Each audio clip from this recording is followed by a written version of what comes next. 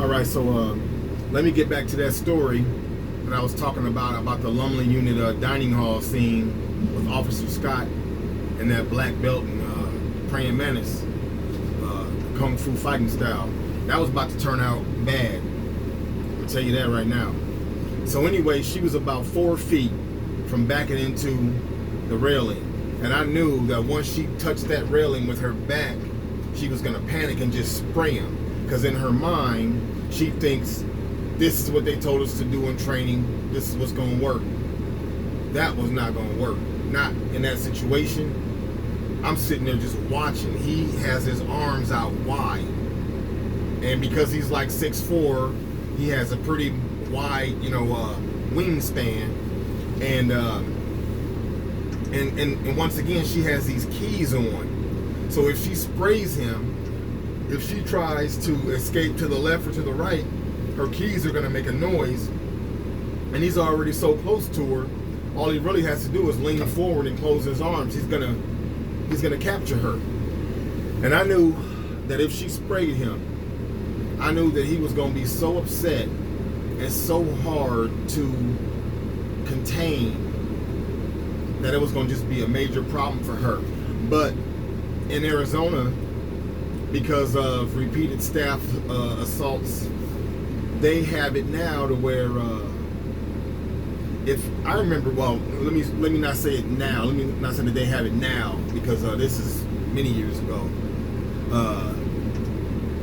Anyway, at that time, if you hit a staff, I kind of want to say a single punch was 5 years. If you drew blood, I kind of want to say it was like 25 years. It was something crazy, like no exaggeration. It was something crazy. They was not playing down there. And so I knew if he hit this woman, he's on his first punch, he's drawing blood. And then every time he hits her, it's a new charge. Every single strike is its own individual charge. So this dude was kind of cool. I don't remember his name, and he only knew me by Nebraska, and we would talk and things like that out on the compound, but we weren't buddies. You know what I'm saying? But I still felt that he was kind of cool, and so I didn't want to see him. First of all, I didn't want to see him assault a female. I didn't want to see a female be assaulted. I have love from my mother. I had 3 sisters, and at that time, I had 4 daughters. I don't want nobody, no male, putting their hands on my daughters, my mother, my sisters. You know what I'm saying? So once it's to the point where like I said, she was about 4 feet from the railing, I jumped up from the table because I could see these guards ain't finna do nothing. And by now, there's a whole line of people in the dining hall on the other side of the blue railing waiting to get their trays, but nobody is even serving food right now. Everybody in the dining hall is out here watching this little drama unfold.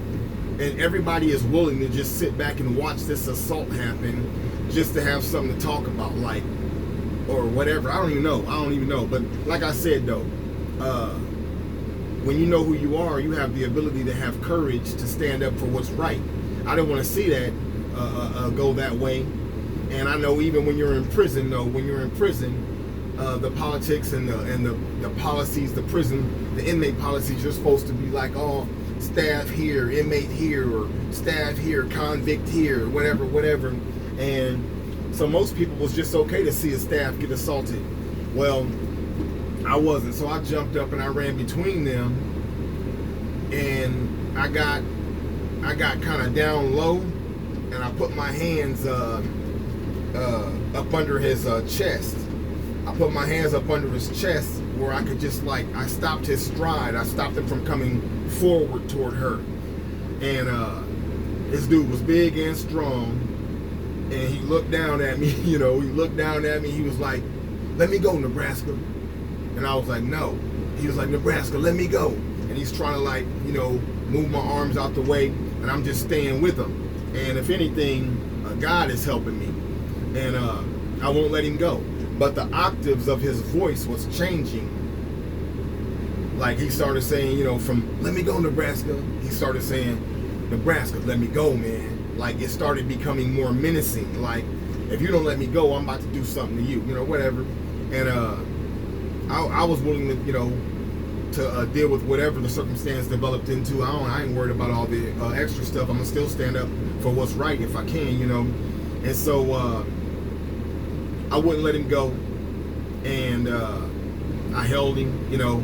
And by the time it started to settle, because she did, I will say this, them two guards that were sitting down didn't do anything. She did push her panic button.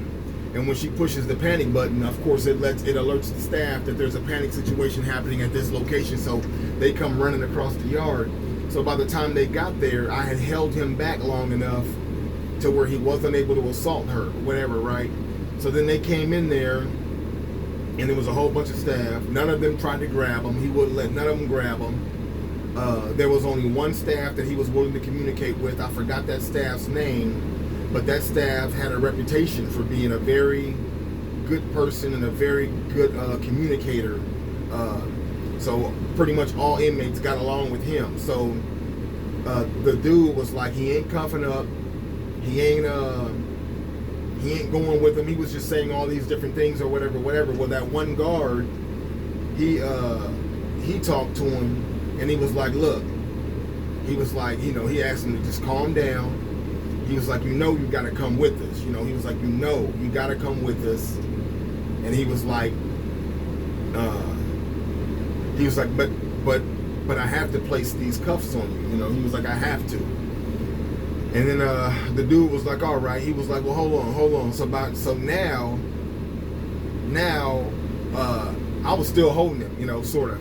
So by now, he was like, all right, let me go, Nebraska. And he was like, I just got something to say. I ain't gonna do nothing. So I let him go. And then he had something to say to her. He cussed her out, said a whole bunch of things. Then he turned his attention to those two guards sitting at the table who wasn't doing anything. And he called them a bunch of names and he spoke real bad. And then the other guards that showed up to help restrain him, he talked bad to them. The only one he didn't talk bad to was that one that can communicate real well. So he went with them. So they put him in the hole. Now, mind you, this dude had less than 30 days left to jam out. Less than 30 days to get out. No parole, no nothing, just get out. At this moment, he had less than 30 days left when I stopped him from assaulting her. So he goes to the hole. So by dinner time, the rumor is floating around the yard, oh man, that nigga Nebraska, this is what they were saying, I don't use the N-word, he was helping the police. He was helping the police, whatever, right?